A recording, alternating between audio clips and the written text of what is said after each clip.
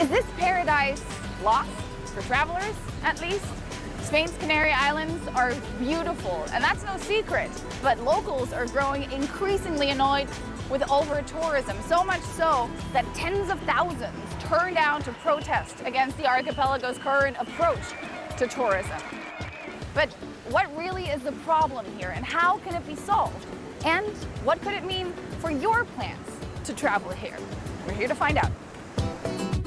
Tenerife is the largest of the Canary Islands. The Spanish archipelago is located in the Atlantic Ocean, not far from Morocco. Tourists first started visiting the Canary Islands in the 19th century, making the long journey by ship.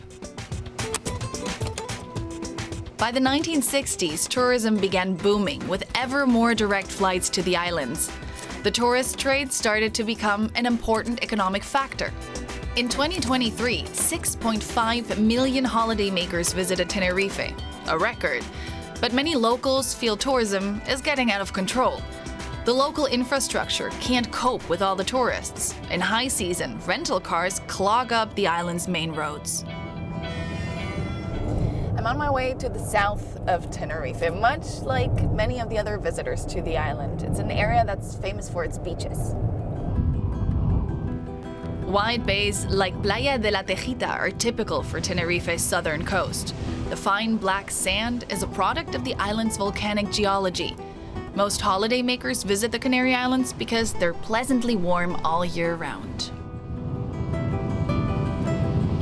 Looking out across the Atlantic Ocean, it really is idyllic, but turn around and you'll find a huge construction project aimed at attracting even more tourists. This is one of many construction projects in southern Tenerife. Foreign investors are building a new luxury hotel. But the south is already dotted with countless hotels and holiday resorts. Even so, more are being built. The roughly 900,000 locals who live on the island, meanwhile, have a hard time finding affordable housing. 40% of all people who live on Tenerife work in tourism. It's the island's most important economic sector. In Tenerife's former capital, La Laguna, I'm meeting Victor Martin, the spokesperson for Canarias Se Agota, a citizens' initiative. Canarias Se Agota, meaning the Canary Islands, are exhausted, wants greater restrictions on tourism. El turismo, Víctor, aporta empleo, aporta ingresos, pero ustedes dicen que no aporta bienestar a los canarios. ¿Por qué?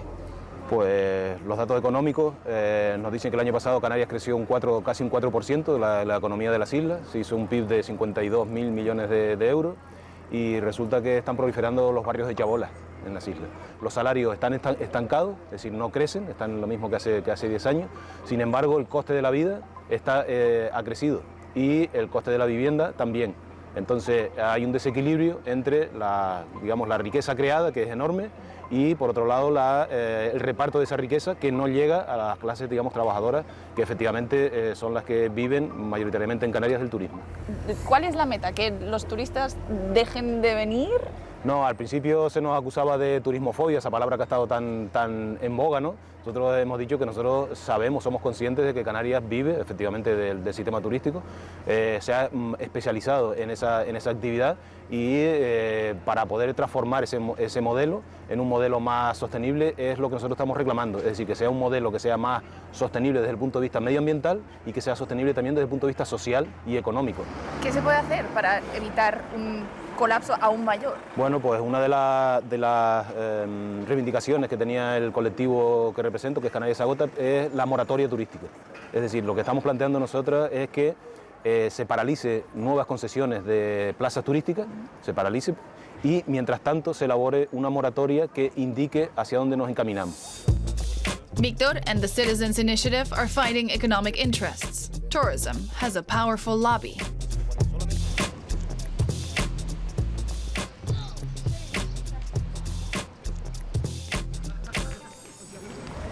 I'm in Playa de las Americas, Tenerife's absolute tourism hotspot, and this is where it all began back in the 1960s and 70s. A sprawling 16-kilometer-long vacation resort has been created here, not far from the airport. It has everything holidaymakers need: hotels, shops, restaurants, and a wide beach, complete with golden sand imported from Africa.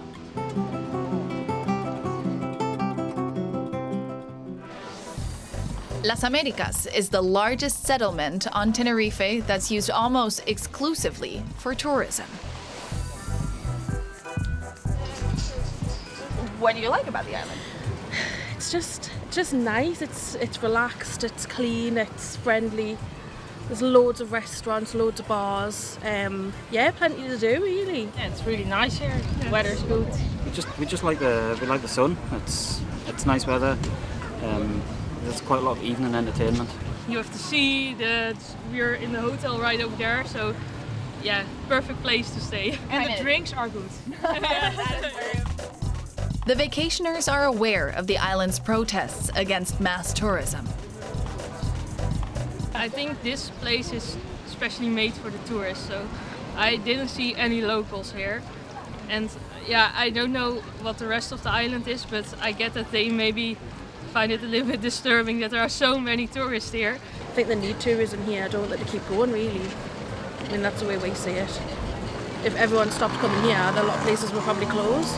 If my hometown started getting a lot of tourists and they didn't respect the culture, I mean, sometimes we do at home, and it is a bit of a problem. So I do feel for them, and all I can say is really that we hope that when we come, that we don't negatively impact on the culture. And what do decision makers say? I'm asking Dimple Melwani from Tenerife's tourism board. Hemos visto protestas multitudinarias aquí en semanas recientes. ¿Qué opinas de los reclamos? Bueno, opino que la ciudadanía lo que está reclamando atiende a problemas que existen actualmente en Canarias en general, sobre todo si hablamos de Tenerife, atienden sobre todo principalmente a temas de movilidad y al tema de acceso a la vivienda, problemas estructurales que tenemos que darle solución. Y bueno, no atienden realmente a ir en contra del turismo, pero sí ellos reclaman que el modelo turístico realmente no está revirtiendo en los ciudadanos, pero los problemas principales son la movilidad y la vivienda. Si la infraestructura es el problema, ¿por qué entonces se están construyendo más hoteles antes de que se adapte la infraestructura para realmente acomodar lo que es la afluencia de turistas? Las plazas hoteleras no han aumentado, han disminuido si comparamos del 2019 al 2023 y han disminuido precisamente porque muchas se están rehabilitando, porque estamos apostando por rehabilitar el destino turístico, por atraer a ese turismo de mayor capacidad de gasto, que realmente disfrute de una experiencia distinta y que esto revierta en economía, y revierta en economía porque el turista que viene, aparte de aumentar el gasto turístico, pues disfruta del alojamiento. Lo que sí tenemos que mejorar, por ejemplo, es igual fomentar el transporte público, que están los organismos competentes fomentando y generando medidas para el residente. ¿Cómo ves el ámbito turístico aquí en 20 años, por ejemplo? Pues mira, el ámbito turístico lo veo primero con una escucha activa a la ciudadanía. Yo creo que es muy importante escuchar a la ciudadanía y que participen los distintos agentes de toda la cadena de valor. Veo un modelo turístico todavía exitoso, pero donde tiene que haber dos premisas importantes. Uno, la sostenibilidad en sus tres vertientes, económica, social y medioambiental, que realmente revierta en un estado de bienestar tanto para las personas que llegan aquí, para los que nos visitan de fuera. But such a sustainable form of tourism seems a long way off. These days, many Tenerife locals feel marginalized. My last stop is the fishing village of El Puertito. It's near the large hotel complexes in southern Tenerife. Many people here feel the tourism boom has gotten out of hand. Mercedes lives in a makeshift hut because she can't afford a regular apartment. Travel guides call El Puertito a hidden gem, but probably not for much longer. The construction of luxury villas nearby the beach has already been approved. Puertito es mi vida. Esto es un paraíso. Esto es lo más bonito que podemos tener ahora mismo, porque ya en Tenerife no hay zonas como estas, está todo construido. Y yo llevo viviendo aquí 20 años. y esto para mí es mi vida. Creo que si me voy de aquí me da depresión. Pero parece que igual te vas a tener que ir. Sí, igual nos tenemos que ir y yo si me tengo que ir me voy, porque yo vivo en una casita de madera que el terreno no es mío y en el momento que lleguen y me diga el dueño o el que sea que me tengo que ir, yo me voy sin problema. Pero lo que no me gusta es que destrocen todo el barranco, que destrocen una zona como esta por 420 villas de lujo. Eso es lo que me molesta.